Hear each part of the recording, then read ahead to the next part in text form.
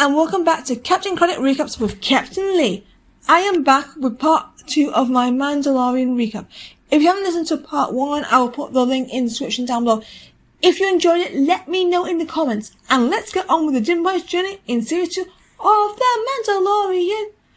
After a few adventures, Djarin returns to Tatooine to track down Cobb Vanth in Mos Pelgo, who has some mysterious Mandalorian armor and helps him form an alliance with the Tusken Raiders to defeat a great dragon. However, once they leave, a mysterious figure watches the Din's departure. After an ambush that forces them to walk back to Mos Eisley with Grogu in the bag, they're tasked with getting the iconic Frog Lady and her cargo of spawn home to Trask, as that would allow them to find a group of Mandalorians on Trask. The task took a lot longer than expected. After an encounter with Carson Tifa and the New Republic Rangers, where they end up crash landing onto Mallow Crease, that leads to the trio and Spawn being attacked by spiders and saved by the New Republic. They make it to Trask eventually via another crash landing, and the Frog Lady and her cargo of hatchlings make it to the Frogman.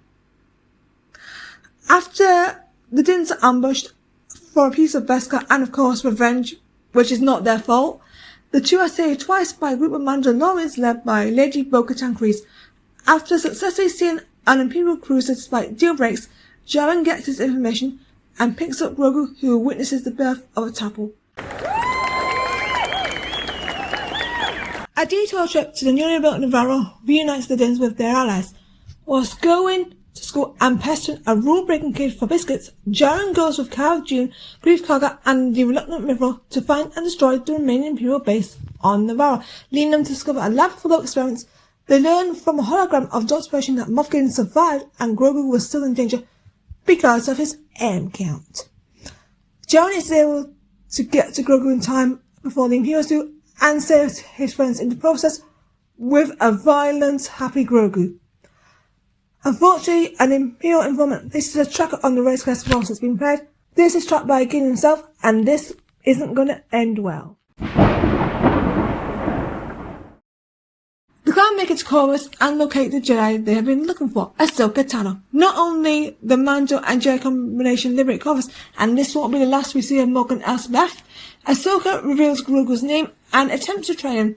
She indicates why she can't train Grogu, because of the attachment, and that leads to Djarin's frustration.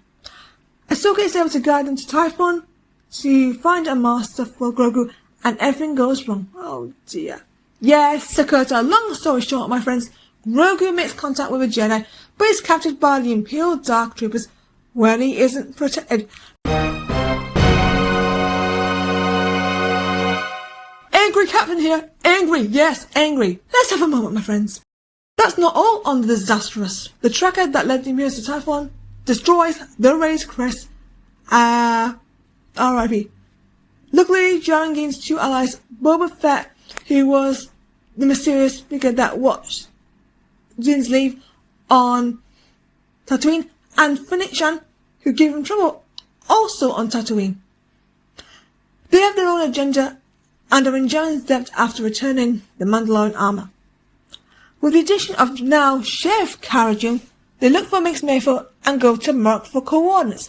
Mayfield and Djarin, who won't let go of his helmet because of the Krieg, go in whilst the allies await outside to help them escape.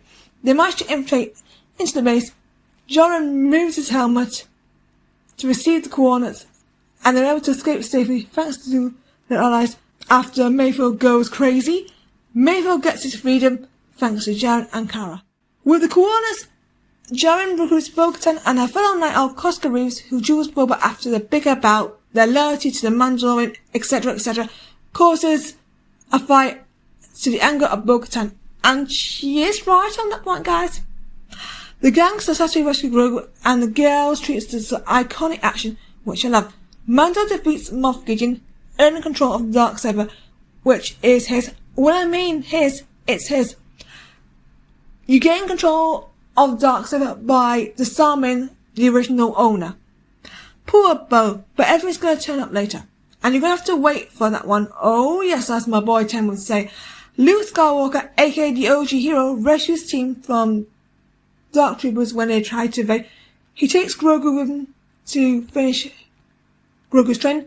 Not before Jaren removes his helmet that has consequences later on for his son to see his face. Later, Boba and Fennec take down Baby Fortuna to take control of Mos Espa and form their own Gotra. Are you enjoying this recap, my friends? Comment down below and like this recap if you enjoyed it. Please click the subscribe button and turn on notifications if you love the stuff I do, as TV season is less than weeks away. Join me next month for part 3 as I recap how our boys reunite in the Book of Boba Fett series. I hope you enjoyed this recap and I'll see you next time. Goodbye, friends.